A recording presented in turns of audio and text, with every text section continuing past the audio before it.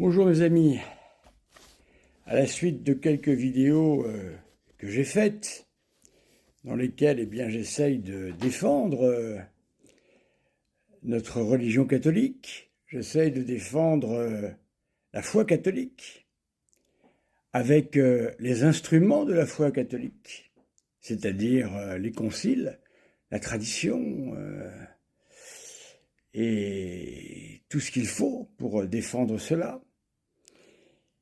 Eh bien, évidemment, j'ai parlé de la question de la liberté religieuse et je remarque que, on ne me répond tout d'abord jamais sur mes arguments, jamais. On répond toujours à côté et très largement à côté. C'est-à-dire, on s'occupe de ma moustache. Il y en a un qui m'a parlé de ma moustache encore. Oui, ça fait beaucoup parler, ça. Un autre m'a traité de marane. Oui, c'est pas nouveau ça, marane. Voilà qui est revenu, le marane. Alors c'est très drôle de se faire traiter de marane infiltré. Un marane infiltré. Ah bon? Un marane infiltré, c'est là pourquoi? Donc je suis infiltré pour défendre l'Église catholique. C'est drôle ça. C'est vous qui attaquez le Concile Vatican II. C'est vous qui attaquer les papes en disant qu'ils ne sont pas papes. C'est vous qui dites que le douteux cardinal Ratzinger, voilà, qui n'a jamais été ni cardinal ni évêque, je ne sais quoi. Et c'est moi qui suis le méchant marane qui vient pour infiltrer la foi catholique. Mais je ne sais pas si vous vous rendez compte à quel point tout ça est une folie. C'est complètement fou, mes amis, c'est complètement fou.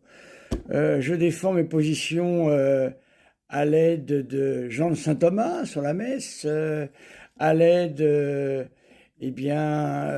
je cite même le syllabus qui nous dit que les conciles n'ont jamais erré dans la foi et dans les mœurs, voilà. Or là, apparemment, tout un concile est acheté à la poubelle parce qu'il n'est pas conforme à ce que ces gens veulent. Et c'est moi, le marane, et c'est moi qui suis le moderniste, et c'est moi qui... voilà, c'est absolument incroyable. Alors, j'entends également des gens d'une mauvaise foi carabinés qui disent n'importe quoi, qui parlent de la liberté religieuse en disant c'est l'égalité entre toutes les religions. Voilà, toutes les religions se valent. C'est pas du tout ce que dit le texte, pas du tout. Je l'ai dit et je l'ai rappelé. Je défends le texte en parlant de quoi? En parlant de ce que nous avons vécu durant tout le 19e siècle, au moment de la Révolution française. Je défends les génocides que nous avons subis en disant que c'est un scandale total. Et c'est moi qui suis le marane. Mais est-ce que vous n'avez pas l'impression de marcher sur la tête tout de même? Non, vous n'avez pas l'impression? J'explique que quand l'Église, veut défendre la liberté de croire, tout simplement, elle nous défend, car nous avons été attaqués dans notre liberté de croire.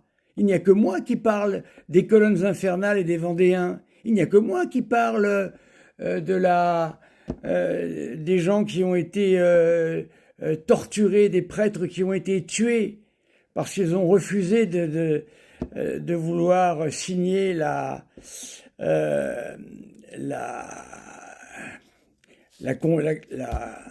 convention pour le clergé, et la République. C'est terrible. Je parle des Christéros et je dis que la liberté religieuse est évidemment, d'abord pour les catholiques. Avoir le droit de croire fait partie d'une liberté humaine. Et c'est très important de dire ça, parce que ça évite à tous les athées de tout poil qui veulent nous enlever le droit de notre religion, parce qu'évidemment c'est notre religion qui est toujours attaquée en premier, ne l'oubliez pas. On veut toujours nous expliquer qu'en fait, croire, c'est une tolérance qu'on nous fait, mais en fin de compte, on n'a pas vraiment le droit de croire. Ces gens qui me traitent de marane, qui me traitent de tous les noms, qui m'appellent monsieur, alors que la fraternité Saint-Pédis, en son temps, a démonté les thèses de Sécada, et moi j'ai démonté les thèses de Sécada, montrant que il n'y a pas pire inanité que ça. Ce monsieur n'a aucune compétence, cet abbé n'a aucune compétence en sacramentaire. Voilà, et on revient encore à ça, et toujours. Voilà. Mais mon argumentation de fond, on ne la cite jamais, jamais. Voilà. Je cite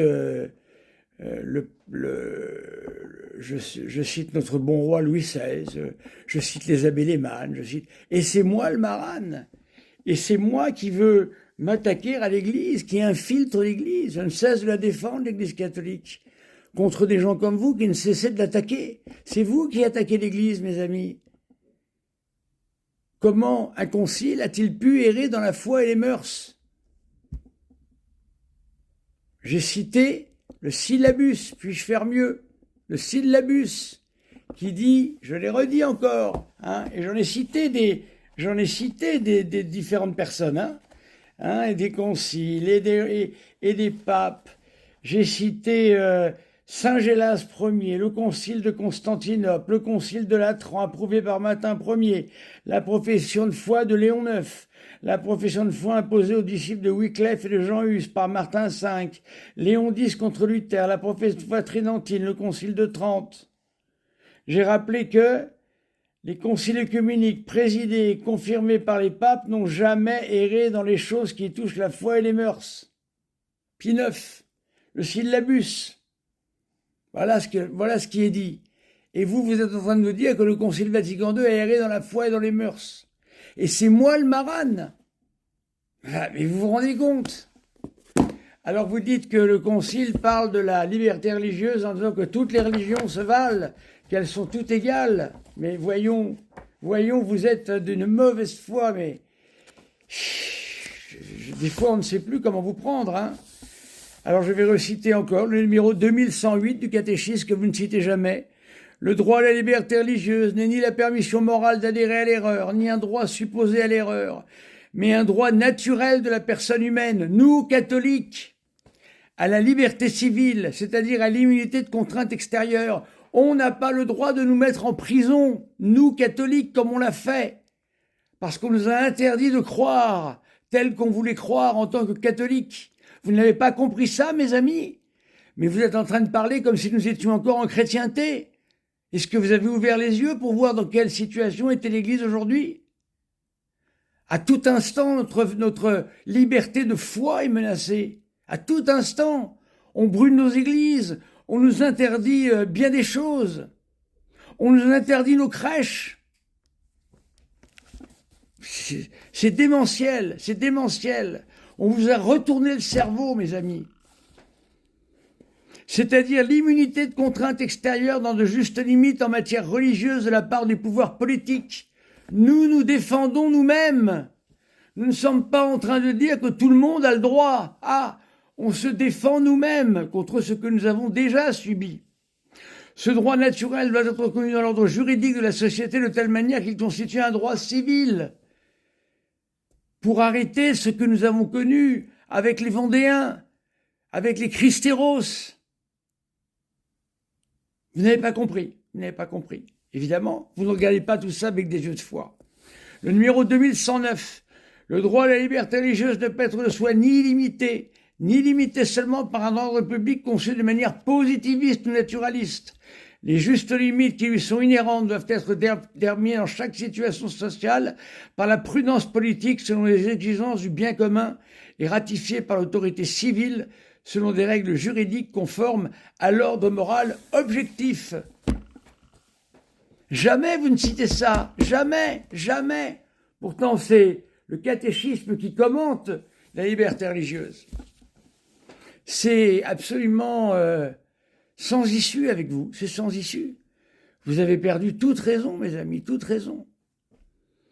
Il faut lire les textes avec un esprit de foi.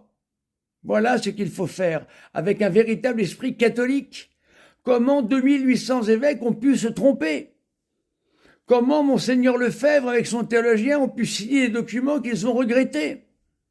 Comment on me fait dire que je mens lorsque je lis un texte d'un protocole d'accord entre Monseigneur Lefebvre et le cardinal Ratzinger et Jean-Paul II, dans lequel Monseigneur Lefebvre dit qu'il reconnaît le concile, la messe, etc.